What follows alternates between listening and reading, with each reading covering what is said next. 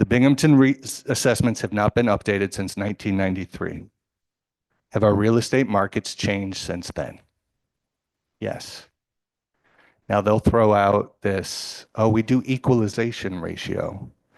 That is an interim tool that should be used for a few years. That's basically saying, okay, by proxy, let's assume, right, that the assessments only represent 80% of the total market value, but that's every property, exactly the same. We know that not every property has appreciated the same amount since 1993. There's two asset classes, downtown properties and student rental properties, that have skyrocketed, that are selling for 8 times, 9 times, 10 times, 11 times, 12 times. I've seen these. The assessed value.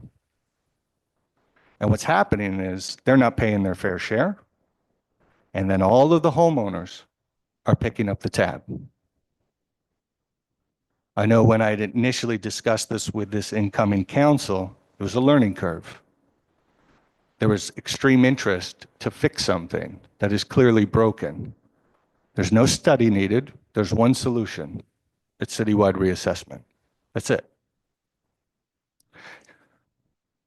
Now that you've done 2 budget processes, I want to share, what do people mostly think of when you say we're going to do a citywide reassessment?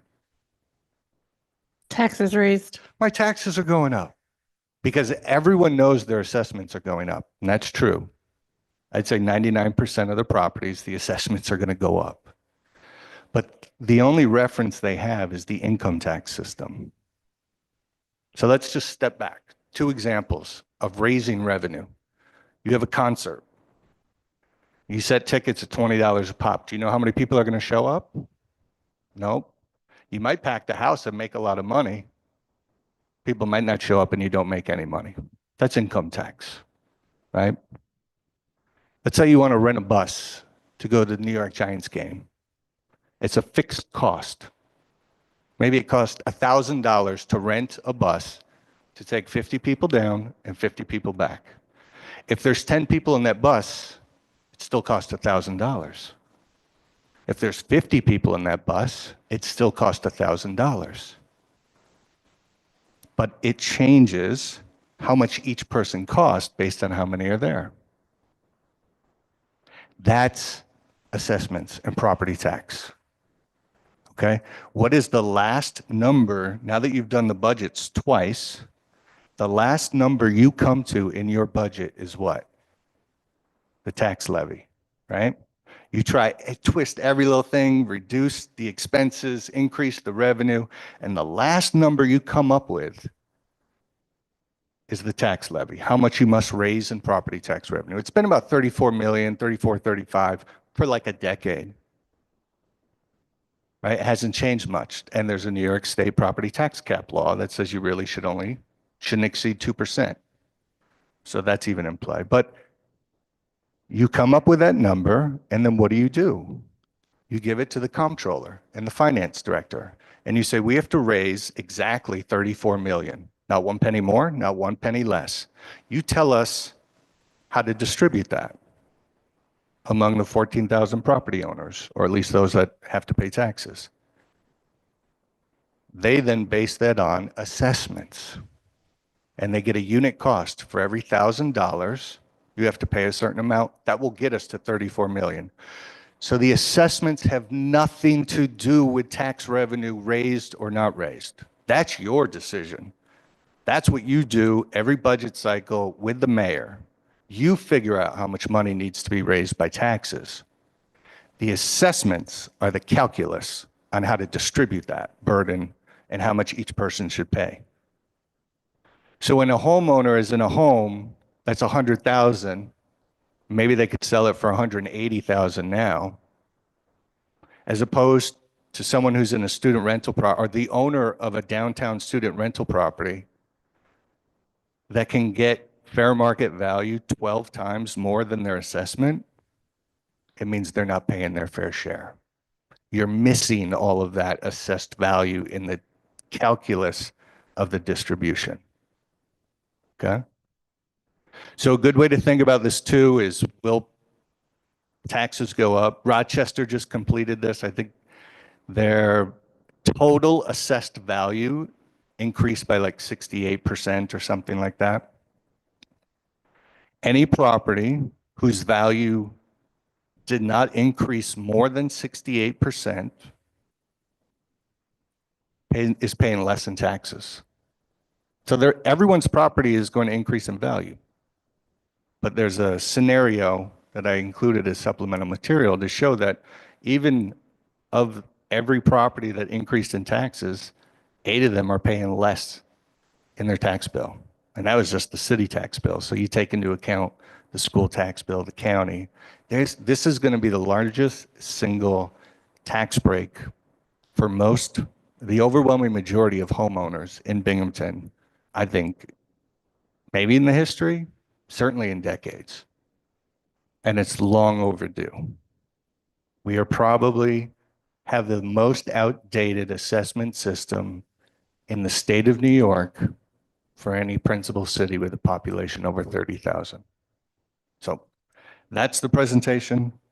I hope we can do what other good governments do, which is fix this system so we can eliminate fraud and actually have a fair and equitable assessment system.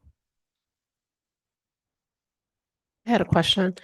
Thank you first for coming with this presentation. Did you come up with a price of how much it would cost to do this assessment? No, there are some great estimates from folks. Syracuse, Rochester recently completed it. I think reaching out to them and getting a parcel per unit, it's going to be over $1 million or close to. This is a service that we have to do to correct. It's basically maintenance of an administrative service, right? We do maintenance of infrastructure. Here we know there's fraud, it's broken, we have to fix it. So it's going to cost money. But once we do it this time, there are ways in which it can be done in 5 years, 6 years, or every year pieces that will certainly keep the cost down. But I figure, hey, we pull a couple million out for the BMET Stadium. We pull $1 million out here for demolition. We can pull $1 million out if needed, work it into the budget to eliminate fraud from our property tax system. Sure. A matter of priorities, certainly. I think this council approached our first tenure with several housing policies in mind to address present dysfunctions. To me, this feels like it fits right in as a priority and something to continue the work we've done to address dysfunctions, particularly related to housing and housing needs. I think, and not to take a comment that Councilmember Hotchkiss might have in mind, but this was one of the, in your materials and in your presentation, identifying that there are many, many states who require this regularly. It was actually news to Governor Hochul when the council members met a couple of weeks ago, I guess maybe a month or so ago now, that New York State does not have that requirement. Again, it was a surprise to her. I think it should be a surprise to every resident that we're working with 1993 numbers. I mean, there are aspects of New York State's like safety net that have changed even after 1993, and that's an outdated system that everybody talks about. So I'm excited about seeing this in front of us. And actually, I appreciate your patience over the last several years, even just in conversations with council. So I appreciate you bringing this to the floor. Thank you. Yeah. Thanks for bringing this up. I guess you arrive at 7 years, knowing that most mandate the 3 to 5. When did I say 7 years? Right. Oh, in the for resolution? Yeah, to do citywide. It's somebody, it's upstate New York. We have a soft real estate market, right? We're not going to go through the booms and busts of places in Florida, Texas, North Carolina, et cetera. We laughed when laughed is probably not the right word, but when the Great Recession hit, and Cleveland collapsed, Binghamton barely felt because we didn't experience the boom. So I don't think it's necessary to put in a cost every 3-4 years. And the state does have a program that many cities are in, which they do it and make a commitment to renew it every 4 years.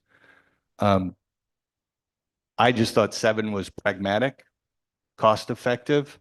If there was a massive rupture, you know, when Micron introduced its investments in Syracuse, it was like it lit, you know, a powder keg in the real estate market and the surrounding areas. Something were to happen like that, you do it sooner. But at least then you have a wider window and maybe just put in 100,000 every year in the budget process, right? So it's not a major financial hit. That seemed fair. I think because we've waited so long, and this is, you know, talking to folks in the local real estate market, folks who are very much involved with the student rental properties and investment properties, they think that our total assessed land is going to increase easily double. It's going to 200% increase. Some are saying possibly even up to 300%.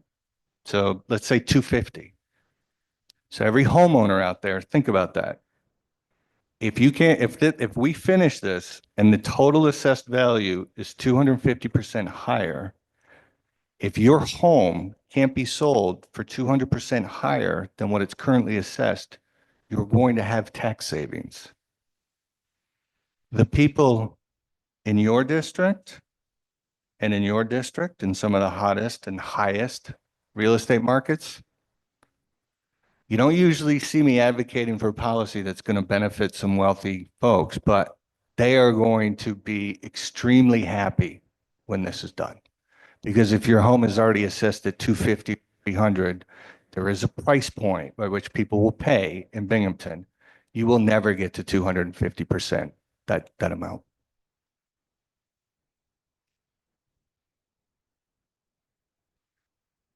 Well, I know my taxes are really high. But again, we can sit and do scenario and like think, and how's this going to affect my aunt here or my brother over here? We have to remember that you have to remember as public servants, your role is to administer on behalf of the community and to do so with integrity and excellence. We know that this is a fraudulent system. We know that every year when they figure out how that 34 million tax levy is distributed, that calculation is fraudulent. And we just have to fix it. I think very commonly when there's the opportunity for due diligence with municipalities so close to us, Syracuse, Rochester,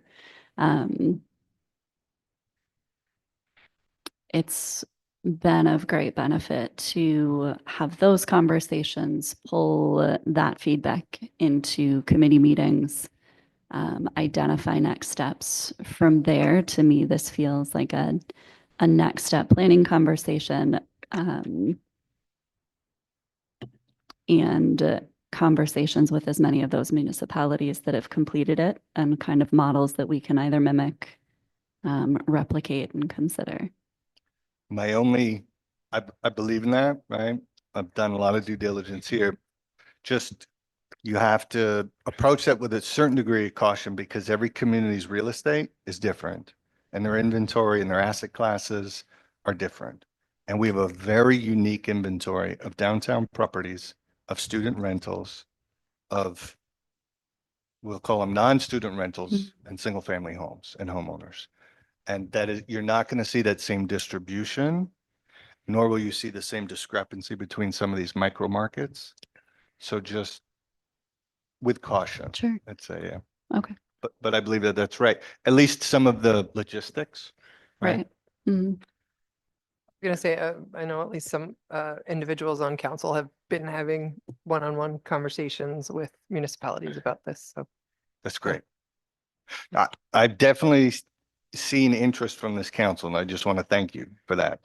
You know, sometimes you start to wonder, are you the insane person in the room? So I appreciate you hearing this and hopefully acting on it. So we're gonna what would you say the next steps committee? Committee meetings? Okay.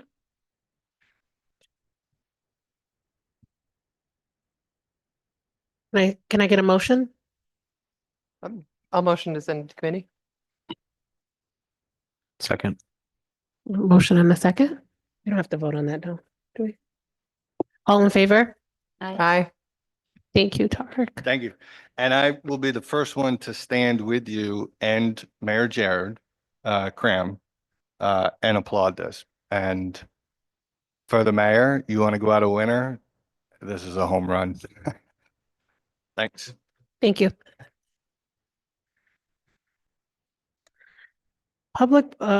Next up, we have Public Works Committee member Hotchkiss, and he will introduce RL 26-69.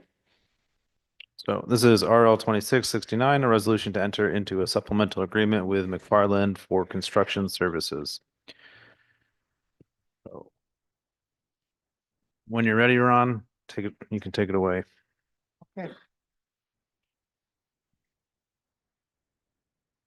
Good evening. It's nice to be back. I'm doing okay, thank you. This is for McFarland Johnson Construction Inspection Services. It's to complete the Main Street project and the pedestrian safety work. And there's a complete listing of their estimated costs and whatnot. We will use CHIPS money, so the money we spend here will be reimbursable by New York State. So it's a pretty good deal, and there was just a lot more work to this than what their original estimate said. And I think the original design, which was by another firm, estimated the time of completion to be less than what it was. So that's why we're back. But they are. What's the total cost of this amendment? This 218,973. It's on the first page. okay. Oh, there it is. So this basically covers having full-time engineer doing inspections. That, So, and yeah, and it looks like our projected completion is August 28th, 2026. So we're looking at that as the completion date for the yeah, project. it should be completed this fall. Yes. We did a lot of it, and we got more paved on the west end last year than we thought we would. So CHIPS funding isn't reserved just for the road reconstruction. It can also be used for the now pedestrian. inspection qualifies, Okay. and they are a DOT approved engineering firm.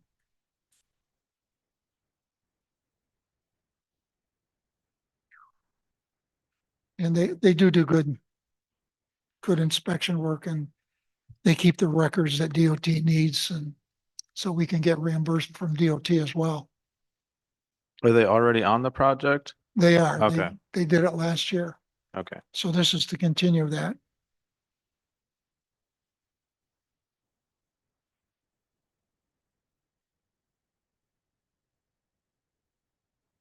Yeah. Questions? Well, thank you, Ron. I think you have one more. So you I can do. stay right there. We are going to go to the Employees Committee with Councilmember Medavetsky, who will introduce RL 26-70. The proposed title is an ordinance to amend the 2026 engineering budget to fund the senior engineer / environmental position. Yes, this is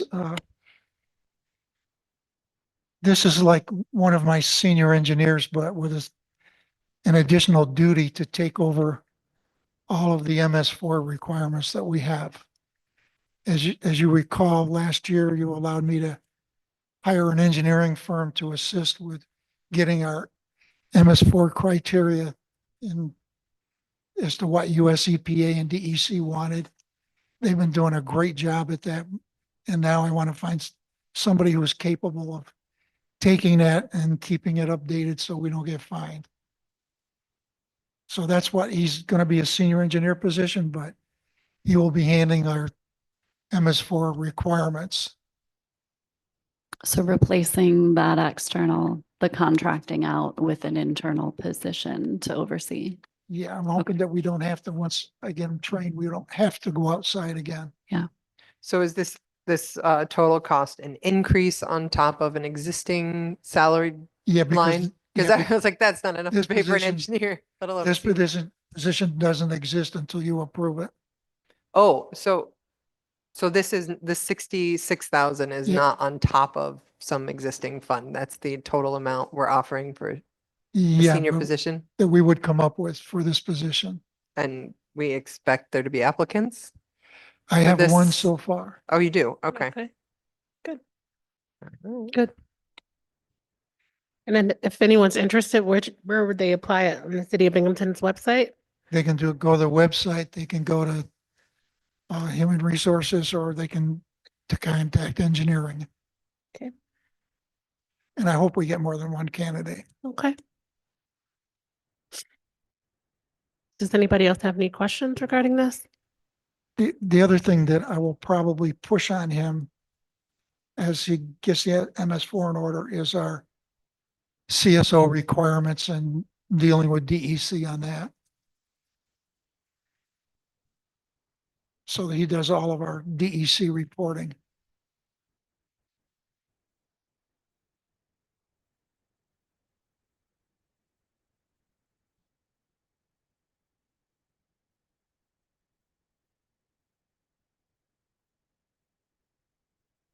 But I do need them. I really do. I don't have anybody in the office I have one person doing it now, but he's not really capable. Simple. Any other questions? All right. Well, thank you so much, Ron, for coming down. Well, thank you. And I hope you have a great evening. I think my question is, Oh, sorry. no, Sorry. sorry. And I think, maybe our comptroller can help answer this. So we're pulling out of fund balance for this. And it's something I'm hoping that we can arrive at having a fund balance policy, because there's been times where we've tried to access fund balance and then told that we can't do that. So knowing when it's appropriate or not, I think would be easier to determine if the city has a fund balance policy. So Okay, there Oh, and I guess is a possibility that I can get a lot of it from the unused portion of my deputy engineer who we haven't hired yet. I've had two people interested. I hope we get one of them. But until they're hired, we have that salary that could go against us. thank you, Ron. and then I guess the other kind of standard question we typically ask is, why didn't this go into the planned budget? Why what? Why this didn't go into the planned budget during budget season? Because I didn't come up with this idea until November or December. It is my fault. I should have thought about it sooner. So since it's replacing the external contract, there's a deficiency in the external contract? It's not functioning the way that you'd prefer it to? It's, No, the outside contract I have is functioning perfectly. They're providing, they got us through this year's requirement for reporting and everything. So that's great. I just don't want to have to keep hiring them every year. okay. Instead of rehiring them. Right. This will give us somebody competent in the office to do this work. So it's preferable to you to have this brought and stay in-house rather than contracting out every year or every X number of years. It'd save me about 100,000 a year. There you go.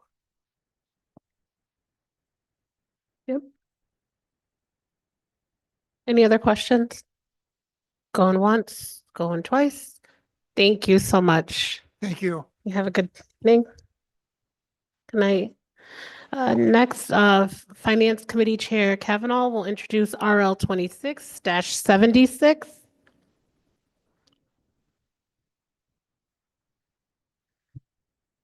Okay. So we have an ordinance to amend the 2025 police budget and IT budget for public safety vehicle upgrades. And we have our IT director, yes.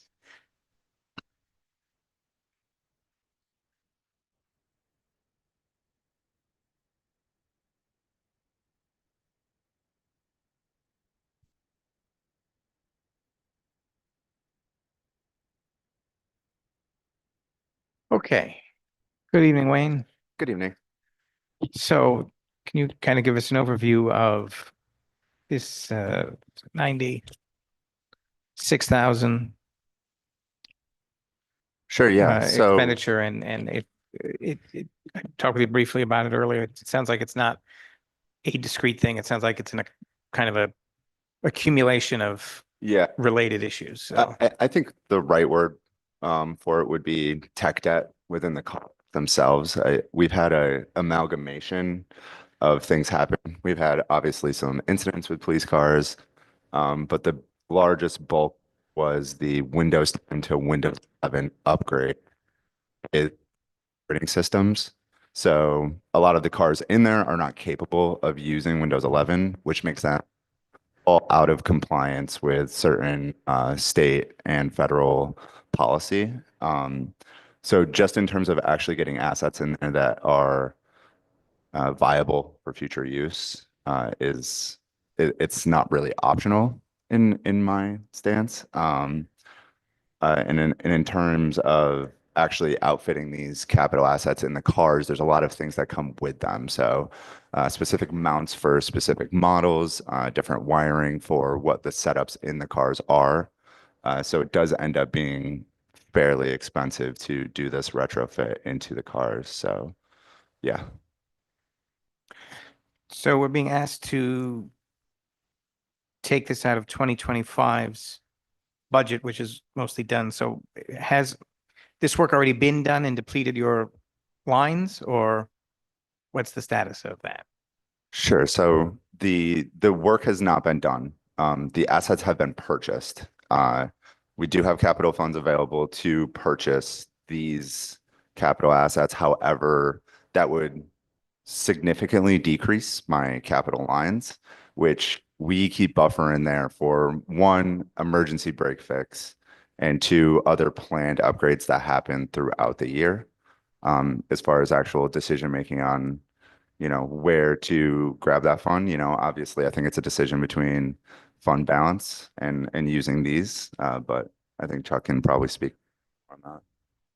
Yeah, I mean, when this was going on, it was right at the end of the year or January when we needed this funding. So either way, it was going to be either 2025 money, which I'm pretty sure that I did have a conversation with the mayor and he said he'd like to use it. We usually we have in the past used leftover funds for police personnel. This is even extra over and above the unused salaries that we've already used before. This is extra unused salaries. And we've used those for police upgrade for the vehicles in the past. I mean, it's one way, it's 6 of one, half dozen other.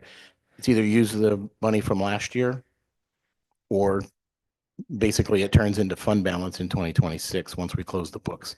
I would rather use last year's money to Nate's point of not using fund balance because I'll discuss that in a minute, but he does have capital money, but that's more or less assigned for projects that we're going to use throughout 2026 without doing another interfund transfer from the general fund. We try to keep what we did in our capital improvement plan intact.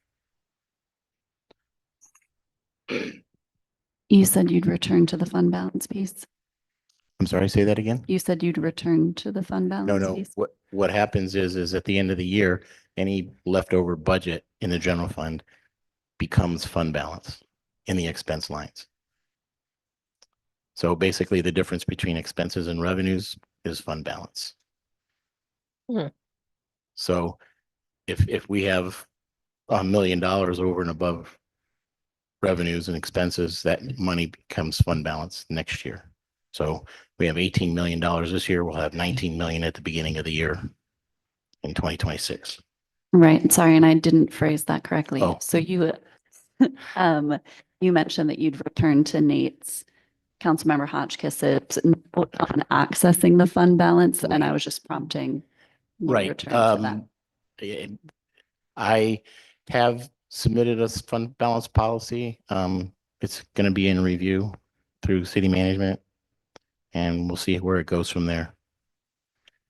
May we have a copy? I don't have one, but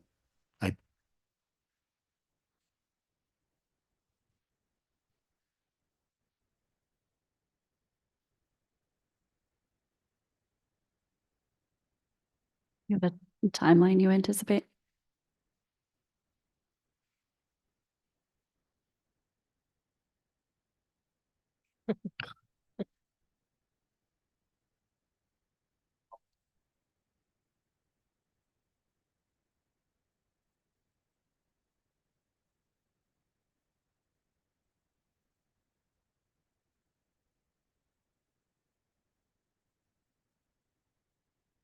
Does anybody else have any other questions? Thankful that we've been asking for it and looks like it's happening. Yeah, I mean, Looking forward to reviewing.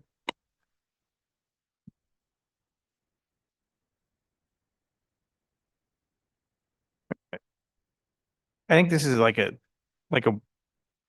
edge case. I mean, I get stuff that was bills incurred and things incurred in 2025, going back to 2025 and fixing that.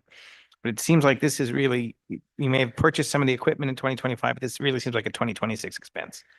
I guess I would prefer it if we just stopped, drew the line of the 2025 budget and just recognized as a 2026 expense. But it's not, to your point, CR, it's 6 of one, half dozen the other, and that it's money, it's the same money.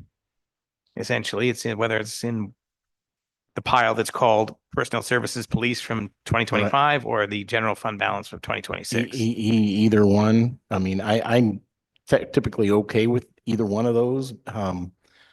I just would rather do what the mayor asked me to do. I mean, you're perfectly willing to change it. That's fine. Just put it to 2026 and it goes out of fund balance. That's an easy fix. I guess it helps with clarity. Like for people that are trying to follow along. That, If they understand fund balance, sure. well, I mean, when they see all these lines, they don't understand that this is really kind of basically coming out of fund balance. Right. We've been Whereas- doing that for what, a month and two and a half months now. Because we always get bills Right, late. but those were late bills, whereas this is work that hasn't been done yet. It's not work hasn't but been the done. but things it- have been but ordered, But it's or- the equipment. Yeah, the equipment's, yeah. The equipment is here, from what I understand. What we're paying for is here, it's just not on the vehicles yet. That's all. Did we order the stuff in 2025? Yes. Okay. I think it was, I'd have to go look at the actual. Yeah. The actual quote date. I'm sorry. I'm not sure what the quote date was.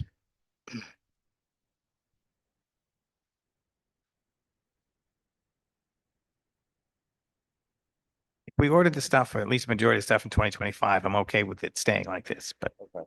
Let me get you the actual quote. anybody else?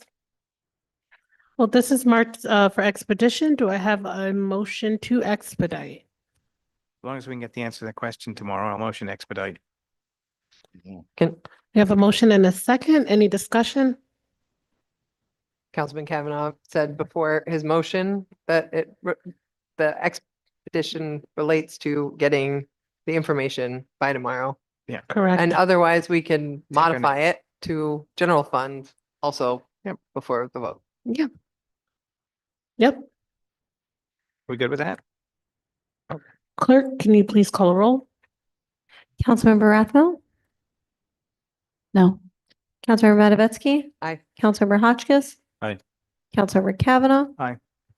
Councilmembers Murray and Dundon are absent. Council President Pro Tem Middleton. Aye. Thank you. That is 4-1. Thank you. So RL 26-76 is now expedited on Wednesday's business meeting. Thank you, Wayne.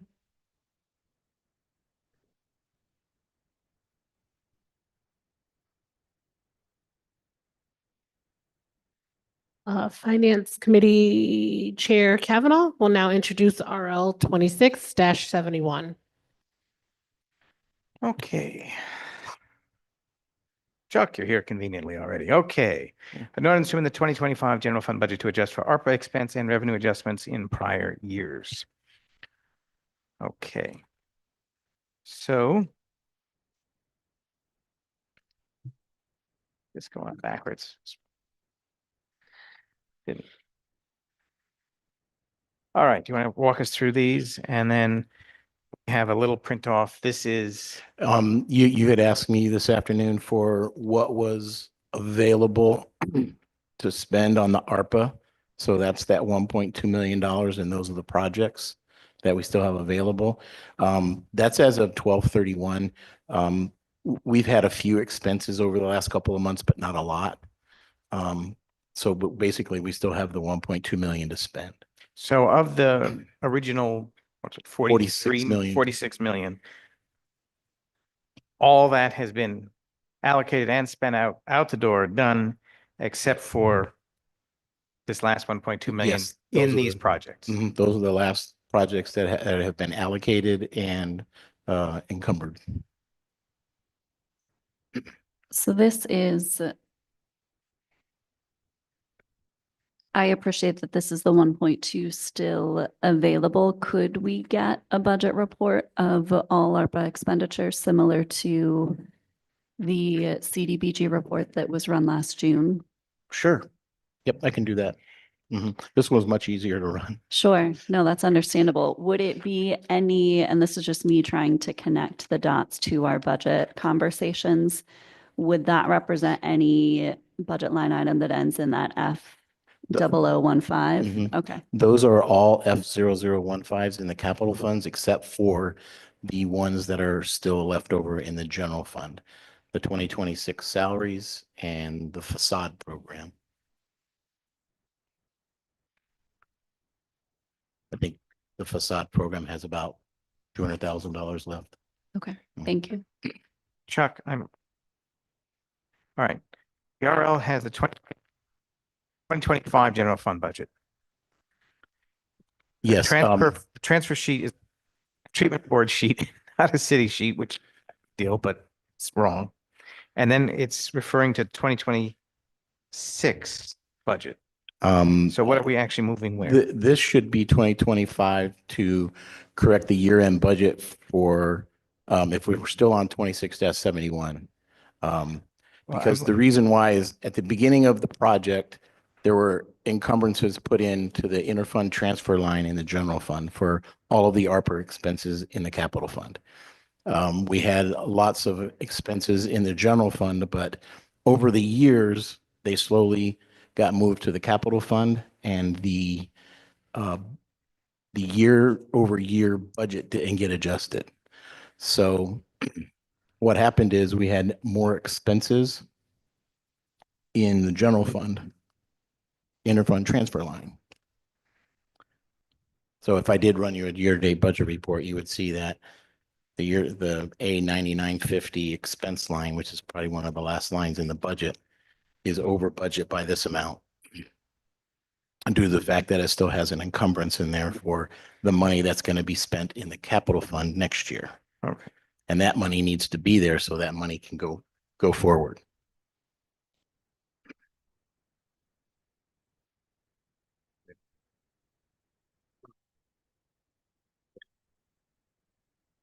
The 2025. I don't know where that. Because you're probably working on the next one. Yeah.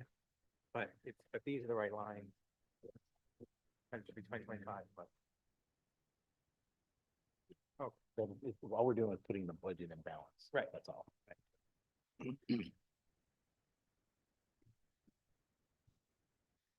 And the basically reason why it's just catching up to us now is because now we know exactly how much we're going to spend in the capital fund next year. So the encumbrances are in there this year. So I don't have to adjust the capital budget next year. All right, that's fine, as long as figure out the transfer. Yeah, I We'll apologize fix for that that. for I was probably Wednesday. working on a Or actually, sewer whatever. one for Yeah, them. I'm sure that's the next thing. I'm sure that's exactly what happened. This is next budget anyway, but we'll fix it for meeting in 2 weeks by then, right? Any other questions on? No.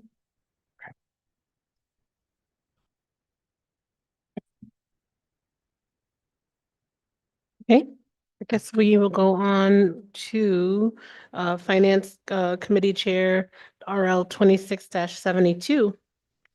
All right, so this is in order to spend the 2025 sewer fund budget for expected overage due to sewer plant 2025 final bill.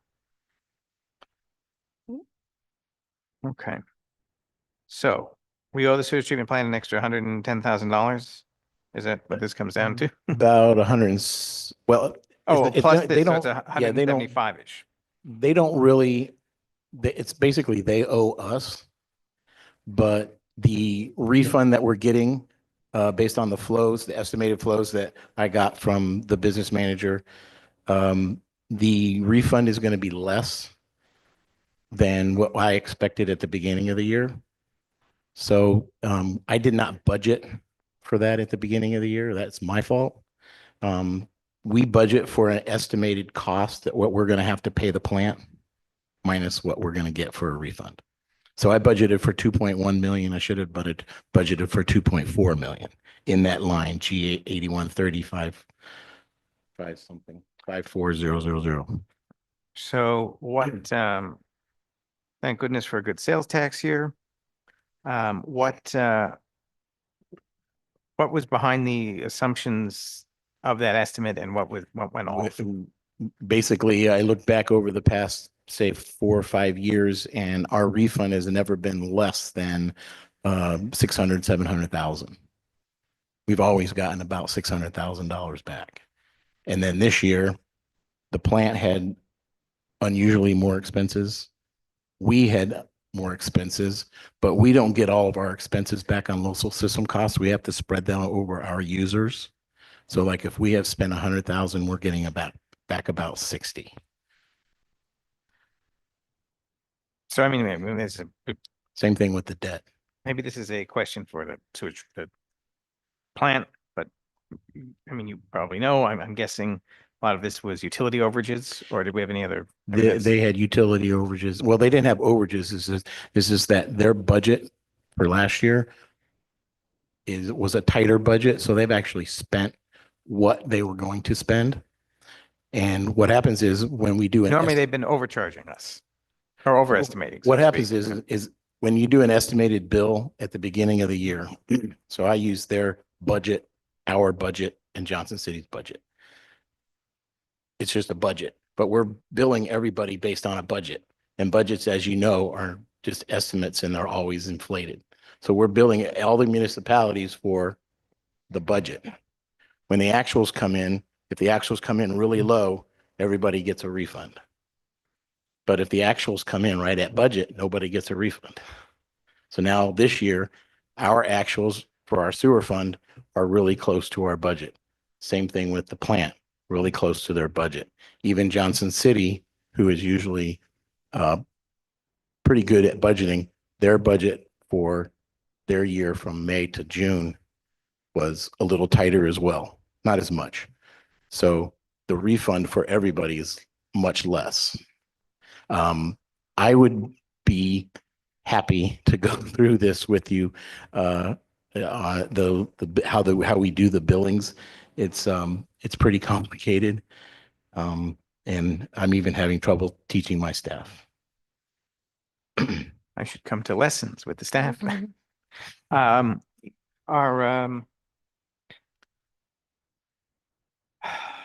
what about our assumptions for 2026 now? Say that again. Our 2026 assumptions. Okay, I budgeted a little bit more in 2026, about $200,000. But we also have some more debt that we're going to get paid back for. So I don't think we should have that problem this year. But I won't know till November or December. And this is ultimately $175,000 of how much of a total bill? You mean for the total refund that's coming back to everybody? No. I mean, so your estimate of outflows and inflows was $175,000 off overall. Right. So out of how big of a bill? So I don't have that figure in front of me.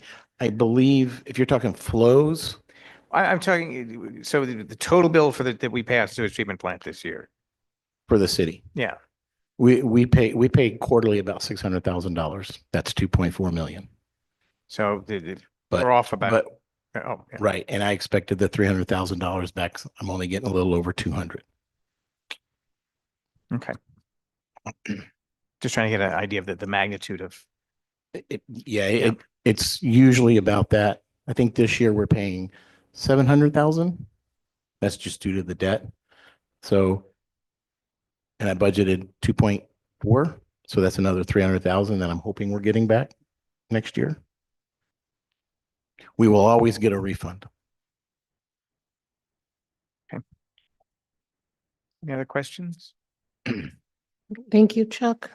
Thank you. Have a good evening. And do you have something, Nate? Okay, you're thinking. Thank you. And who do I send the report to for ARPA? Just send it to city council members. Yeah, Okay. send it. All right. Might as well. I can do that. Thank you, That- Chuck. they- Thanks, Chuck. And if One it's of us big, next week base now. camp. Yeah. Or base. Or base camp, yeah. Okay, well, next up, an MPA committee member, Rathmel, will introduce RL 26-73.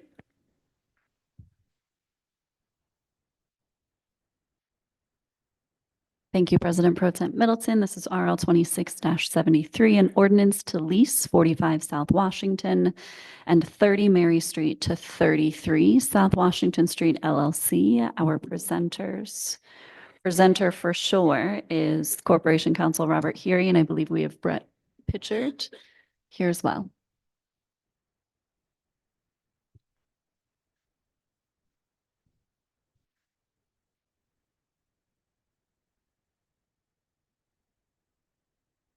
Bob, would you like to start? Sure. So this is sort of a preliminary bringing this forward to see if there's any interest on city council's part with advancing this before we enter into a full lease agreement and start negotiating it. So that's why there's sort of the bullet point list of items that were included with this versus the full lease. The idea here would be to lease the two city-owned parcels, the one at 45 South Washington Street. That's where the hole in the wall is, right? Yes, okay. it should be right next to it. It's Accept- that green space. Side Commons, okay, thank you. Yeah, it's part of the South Side Commons. And then across from it at 30 Mary Street, there is a parcel with some parking spaces on it. There's also a city-owned strip coming in from Vestal Ave that goes back to the 33 South Washington parcel, which I believe, Brett, you already maintain. Yes, correct.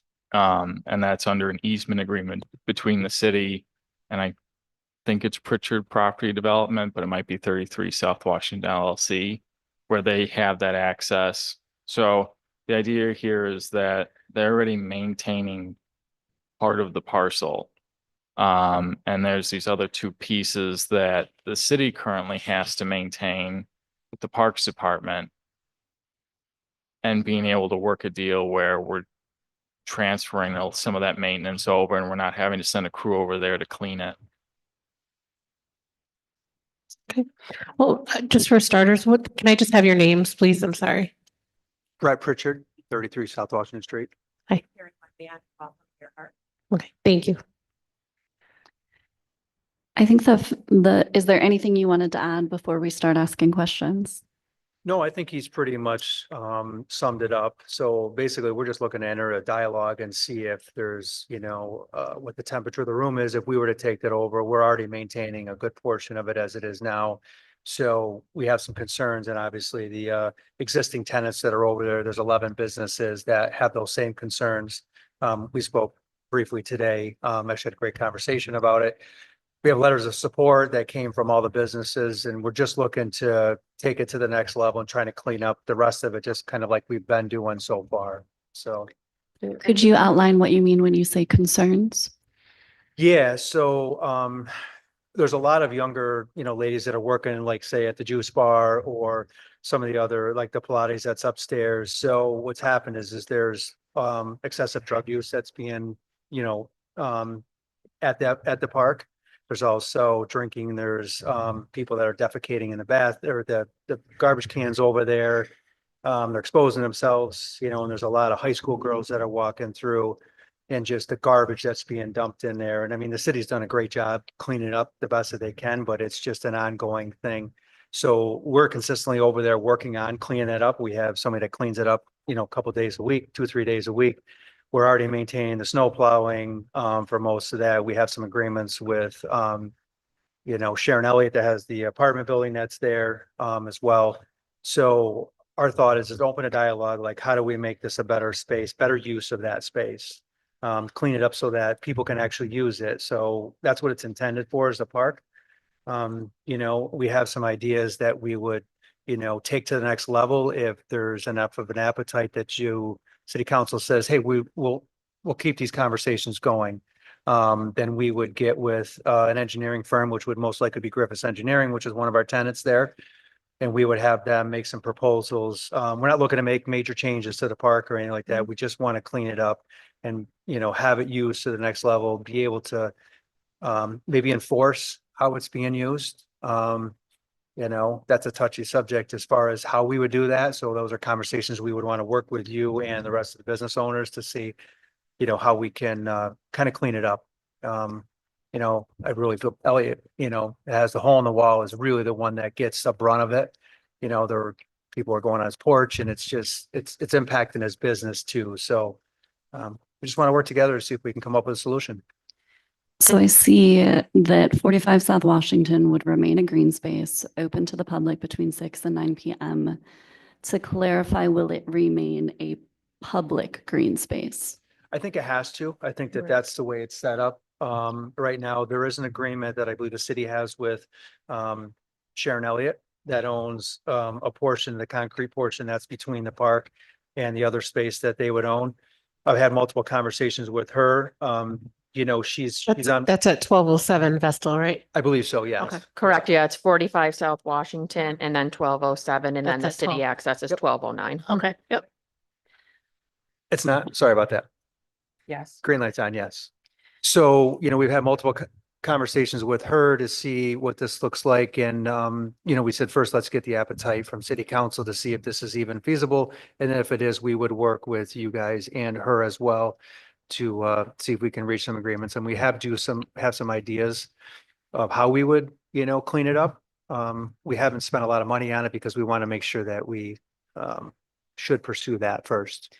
In relation, and I know you've got comments, Hadass, so the distinction for me between public and private, this council in 2024 passed an unhoused status law that expanded Binghamton's human rights to cover unhoused individuals as a protected class.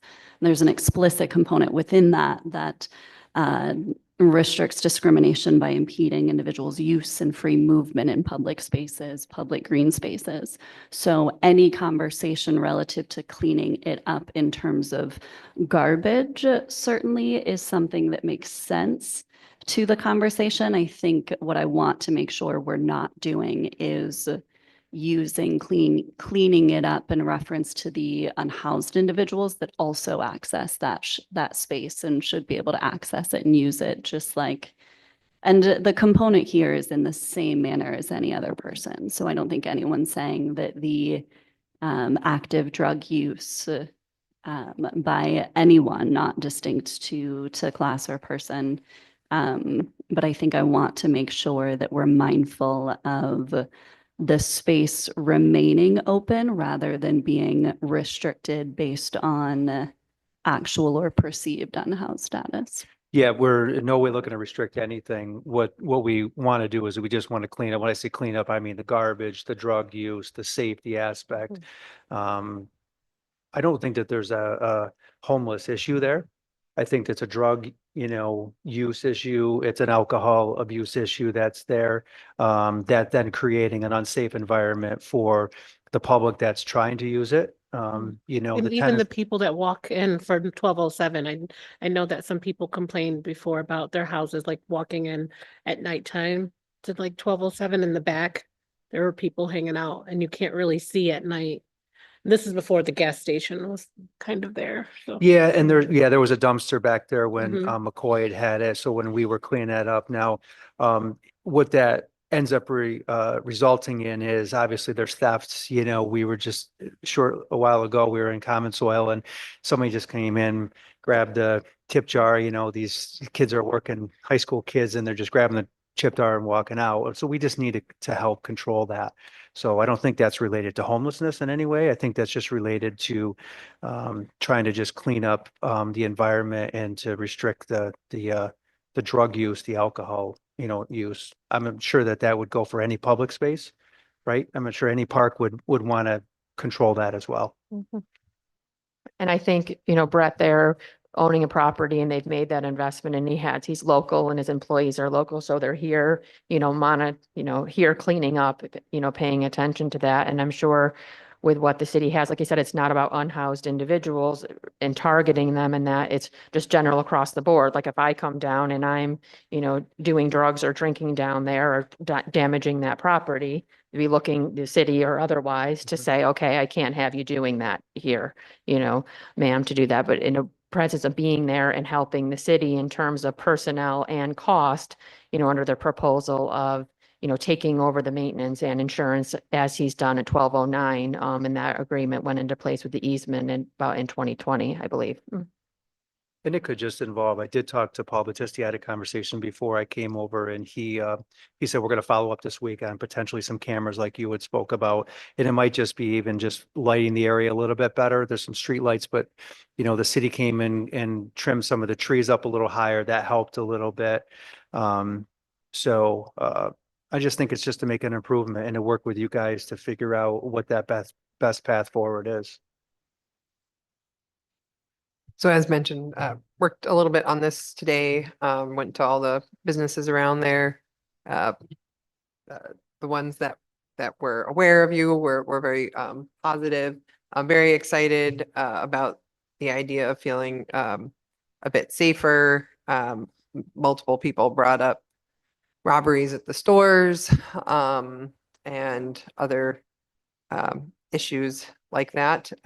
So I got to hear from employees at the various businesses about some of the struggles they've been having there, which match the ongoing stories that have been reported. And I did speak with Hole in the Wall as well. So I appreciate all of that. I also reached out to the some of the guidance committee members from the Southside Neighborhood Assembly. They haven't spoken to you directly yet, but they did express that the mayor reached out to them about this and getting into conversation with the Southside Neighborhood Assembly. We have our next meeting on March 17th, and I extended the invitation for you to come speak with our neighborhood assembly. There, I would say, in terms of ongoing best use example in that Southside Commons is the concert series that the Southside Neighborhood Assembly organizes in the summer months. So I think it would be great for us to take the conversation there and to the people in that neighborhood. And as you mentioned, the ongoing conversations that I've been having about the ongoing requests that I have been getting about trying to get some cameras up in that space, given complaints of sexual harassment and other protected class discrimination that is happening in there, often against some of these young women employees that are happening. So that's kind of the background that I have on it, and I think it would be great, at least from my perspective, to take the conversation to the neighborhood assembly and get feedback and hear ideas and riff a little bit. And I did tell I'm- Mr. Harry that with the Southside Neighborhood Assembly, Brett was very interested. He recognizes they have events there that are a Mhm. benefit for the community and, you know, continuing to work with them about continuing to have those, you know, for the neighborhood. And, you know, they've got a schedule for those and, Yeah. to, you know, coordinate that. And you've already mentioned how hard the city's works, but Parks has always been really kind when I walk by and I see the overflowing trash and I send them an email. They're usually there within a few hours. So appreciate all the sustained efforts of the park department over there. Could you clarify this might be a Council Hury question, but so the RL has additional parking. But then, and I wasn't able to fully read it, but we got an email just before the meeting stating that anything about additional parking was not an accurate representation. Is there additional parking, or we're just talking about 30 Mary being a stretch that has parking spaces that already exist? Yeah, I think the reference to additional parking was connected with that 30 Mary Street parcel. Correct. There is, a discussion that we would potentially have. I just want to be full disclosure that we would look with Sharon Elliott on her portion of that. If there was an option to pick up a couple, but it would not change the landscape of anything. If any, we would improve, but it would not touch the park portion. Right now, she's not necessarily in favor. She's probably 50-50, and I want to speak for her. We've had the conversations. The initial intent of what we were trying to do was to pick up some additional parking as a kind of an ancillary benefit. The good thing is that the businesses are all thriving over there, so they're doing really well. So parking sometimes is a little bit hard, but that's a sign of thriving businesses. So that's a good sign. We all know downtown Binghamton is hard, and parking is always sometimes an issue.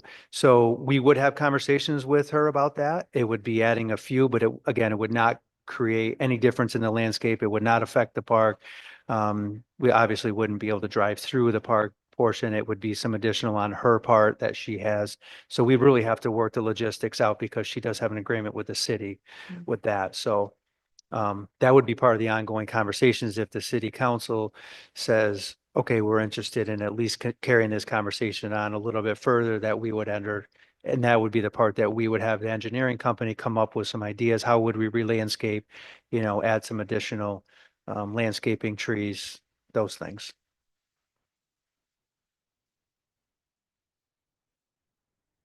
Any other questions? Yeah, this is kind of an interesting proposal, I think, but I guess you said you had like ideas for the sites. Can you like expand on that? So as in reference to the park or reference to, I'll call it the portion that. Either or. So I'm either trying- one. I'm not ignoring you on my phone. I'm like looking you're at the good. parcel I got map and everything, trying to understand what we're talking about. So I think we would propose multiple options and again, work with you on this. It's not a thing where we're rigid and saying, here's the only plan that's going to work. We would probably propose something that adds more landscaping to it. Initially, we would like to put some of the tables and things back in there. They were removed just because it was creating more of an environment for some of the stuff that was happening, the partying that was in there. So some of those benches were removed and we were put over closer to our property, which I think we would look at a plan to add some more back in there so that it is a space that the patrons from any one of those businesses and the surrounding neighborhood could come over, eat their lunch. Right now it's not an environment. If you go over at any point in time, nobody's eating lunch in there. There's very few people that use that as a sitting area. I was gonna say, I have eaten Taco Yeah. Bell takeout on Right. the little Right. tiny bench. Yes. No table. Yes. Um, But we'd like to expand on that. It should be more than that. I mean, the expense that was put in that park should be better used than a few people using it. So, we had expressed this, back a while ago when Miles was running for mayor, and I had him go over and he looked at this as well. Joe Burns has looked at this property. He's been a proponent, for a lot of the stuff that we've done. Initially, he was kind of against that project, and he's really turned it around because I think we've improved that area, and I think you can see what we've done and what we would continue to do. So what that would entail is a little more landscaping, okay, a little more inviting area. We will propose a little bit of parking on to Sharon's property. If she is okay with that, that would have to go to her first. That would not impede on the city park area, green space. That will be a little bit of a deciding factor whether we decide we want to move this forward, because there is kind of a give and take. I think with anything that we would do, we really need to pick up a few parking spaces. In the meantime, if we can clean it up, again, improve the landscaping that's there, put some benches in there a little bit more, maybe bring some of the tables back. We would look at, from the safety standpoint, putting some security cameras, which again, we've talked to Paul Battisti about that tonight. We would look at maybe some lights, which we've talked to Elliot Fisk a little bit from Hole in the Wall. I think a lot of it is that some of the business owners don't necessarily want to be out of pocket for some of those things. So we would look with a reasonable expense to pick up some of those costs. Okay. And if you have suggestions, by all means, let us know. Maybe there's a bike rack that could be put in. We did put one on the other side, but there could be other features that we'd be willing to put in there. Okay. But ultimately, like your plan beyond just having it be a positive amenity for business owners and patrons and community members in that area, and maybe a couple parking spots. Correct. Number one is safety. Yeah. And Okay. clean it up, just to make it a safer environment. Thanks. That's all I And- really have. Any other questions? Would anybody like to take this to a committee? Me?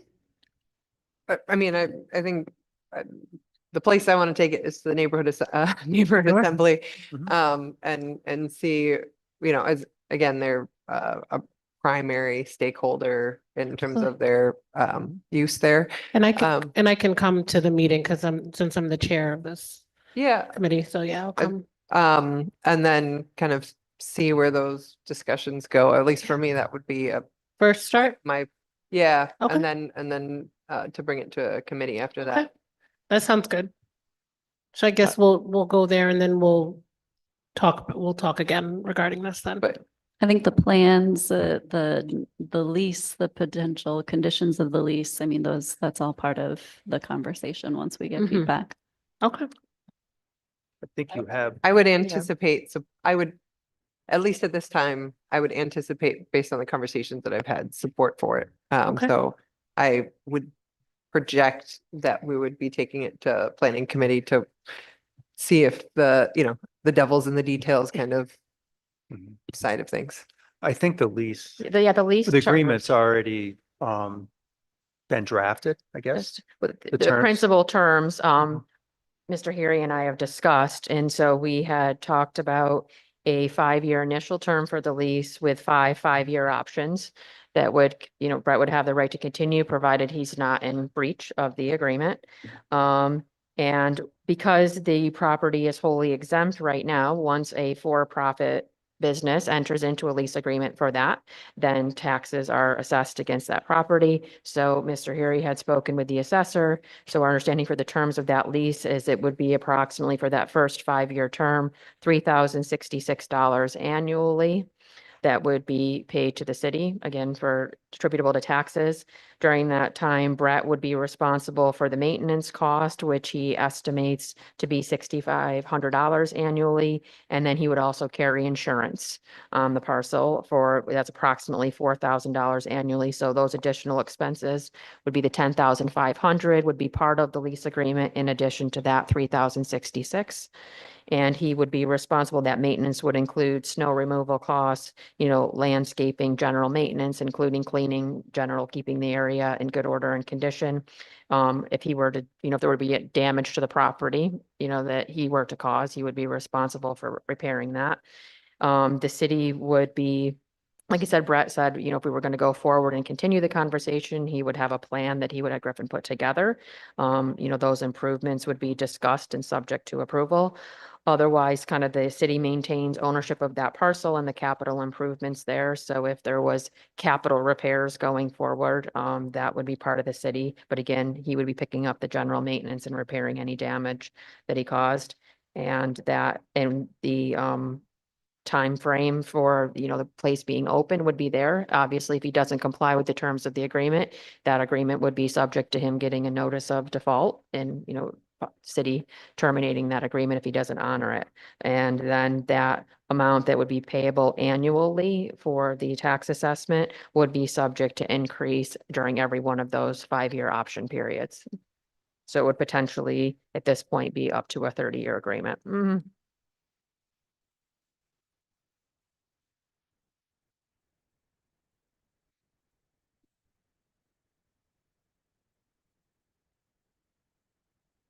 So next step is SNA, feedback, MPA. Yep.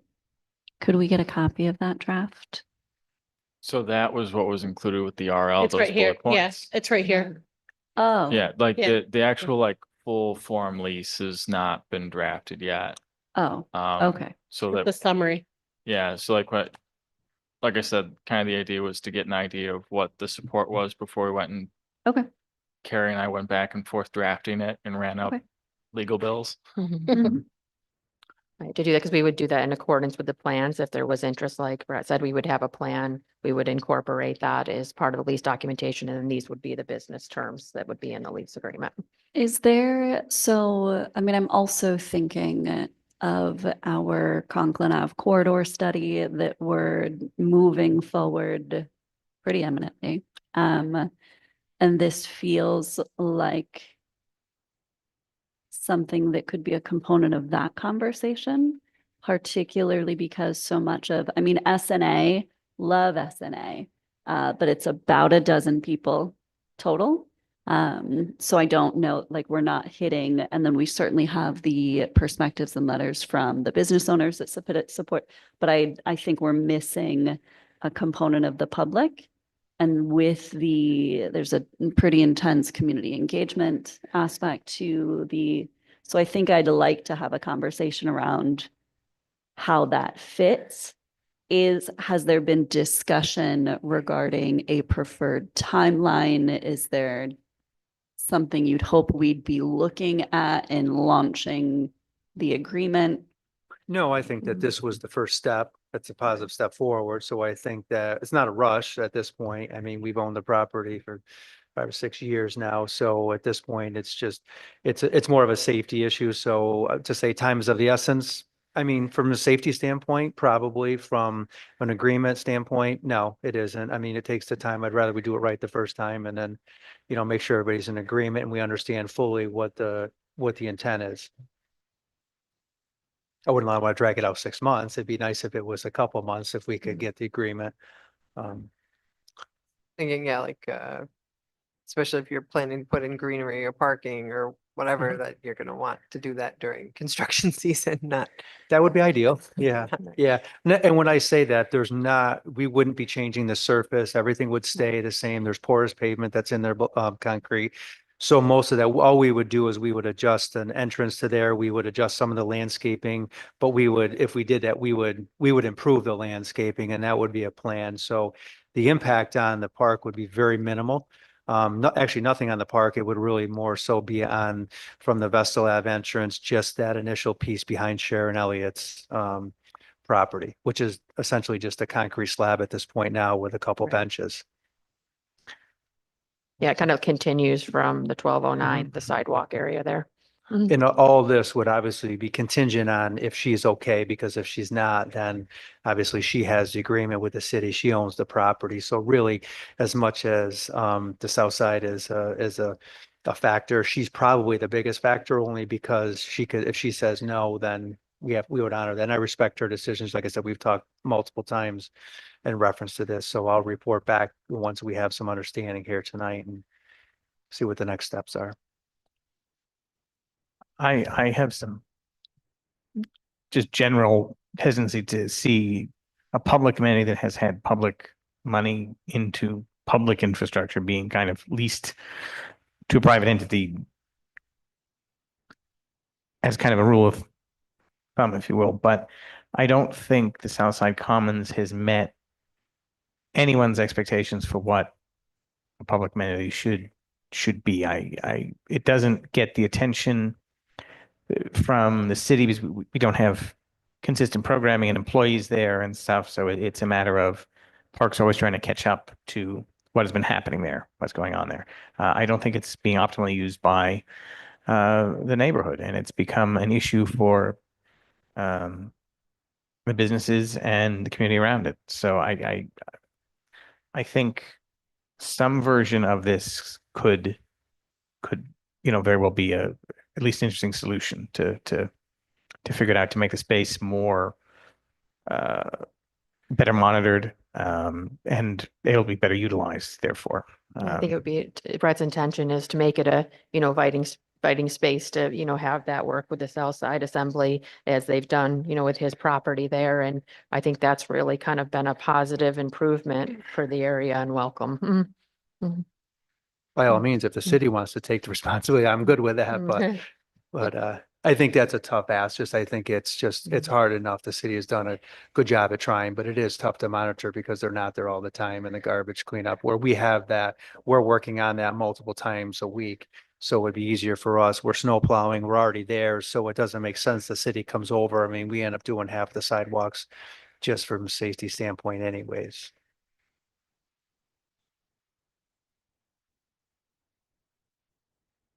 Okay. That said, I keep arguing to get more resources for cleanup and to be considered basically an extension of downtown by our city employees for that cleaning up that area. I think it is a business district and should be respected as such. So that does give me a little pause to have it be like, okay, now there's going to be less of an ability to argue to get staff over there because they're looking at less of a stretch, but it's been an ongoing discussion. Okay. Well, thank you guys so much. Guess we'll Thank be in you. touch. Up next, Finance Committee Chair Kavanaugh will now introduce RL 26-74. Okay, it's an ordinance to amend the 2025 budget for legal service expenses, and there's an attached budget sheet with the transfers. This is all in the M fund, which is the insurance fund. So it's internal to that, but it's basically taking from a bunch of lines and going into legal services, which generally means outside counsel. Would you like to take it from here, Mr. Corporation Counsel? Sure, and I know you already requested kind of the breakdown of what the additional expenditures are, so I'll get that put together and sent around with everyone. If you recall, back in December, we moved money both into the incurred losses line as well as into the legal services line. Basically over budgeted into the incurred losses line and under budgeted into the legal services line. So we're not, most of this is just moving the money from that piece over into the legal services line. And then there's a few other lines that we're kind of picking up from to help kind of wrap up the last of our legal expenses from last year. We're not, going into any of the insurance fund balance. This is purely stuff that was already budgeted for last year. Some of this came from the brief review I did. Some of this came from some of our litigation entering into like discovery phase. So there was more billing that was done to help handle that discovery, where basically we take it, we provide kind of the raw data to our outside counsel, the raw documents, then they have to process it, and then you turn it over as part of discovery and litigation. So I know that there was a good chunk of funds that got expended on that wasn't necessarily anticipated starting last year, but started up at the end of it. And I'll have to look and see what exactly everything else is, but my plan is, like I said, to provide kind of a breakdown of what was expended on top of like what the last expenditure breakdown I gave to you was. So it'll highlight what's new, and I'll kind of highlight where those expenditures went to. And that's kind of the summary for it.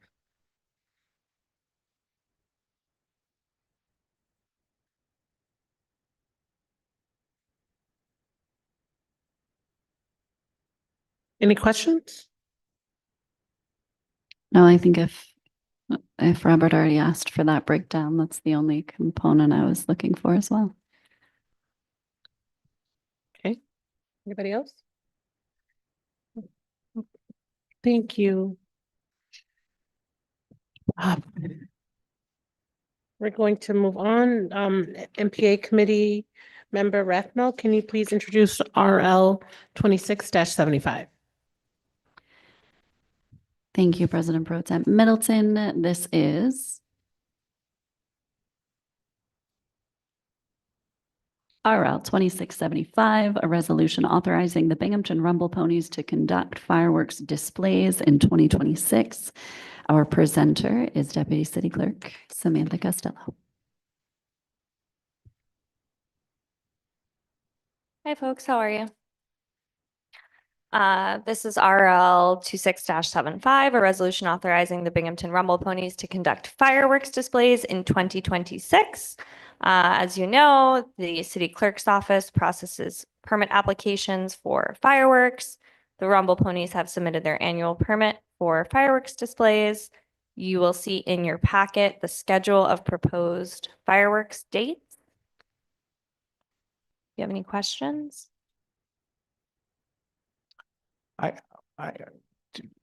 Do they only pay one fee?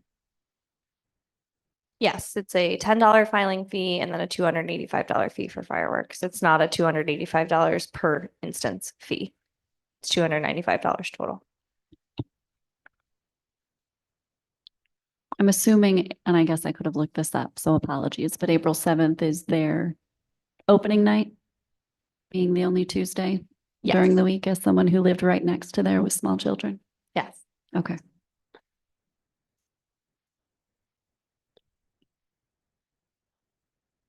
So they've got a drone show on the schedule. Do you think we need to, specifically, it says there's no permit required, but is that something that you've seen anybody require permitting for? So Corporation Council can jump in. As far as I know, drones are not discussed in the city charter. I don't believe that we have a provision either for or against drones per se. I think in that was a topic when we spoke to general code as an example thing, where cities New legislation. are putting through. Yeah, so the city doesn't have anything specific to drone shows for permitting purposes. This got brought up by Councilman Kavanaugh to me earlier today. There are other cities in New York that have permitting setups.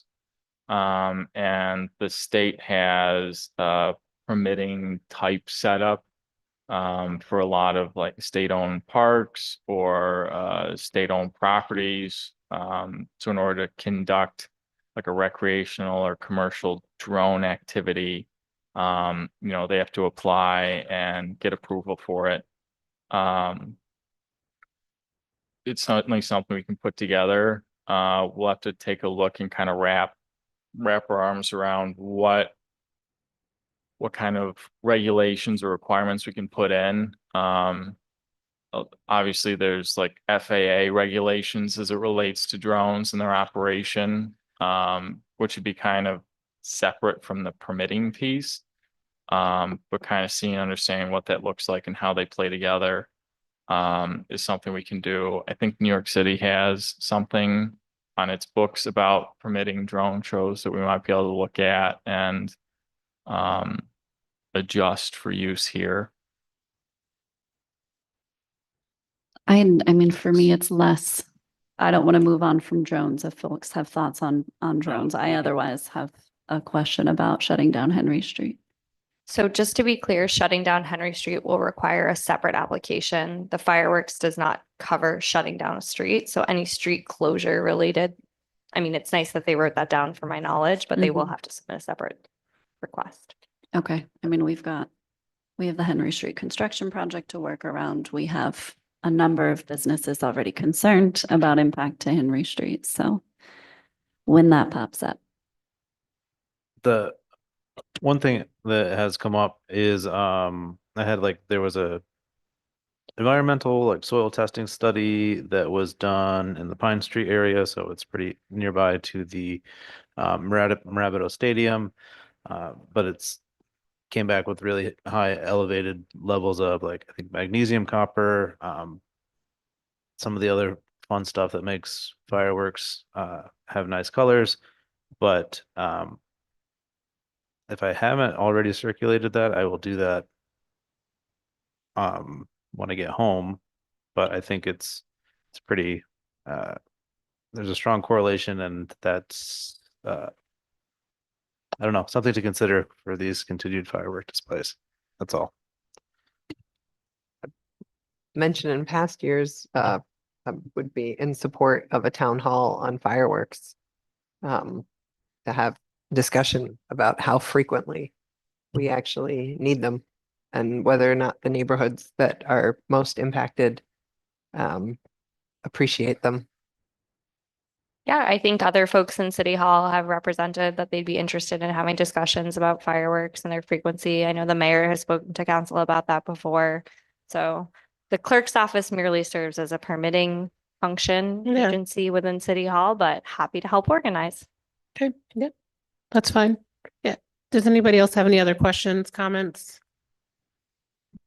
Well, Motion to adjourn? Well, thank you first. Thank you, Sam. Thank you, John. Roxanne. And we have a motion. Do I have a second? Second, Motion and a second. All in favor? aye. We are adjourned. Have a good night.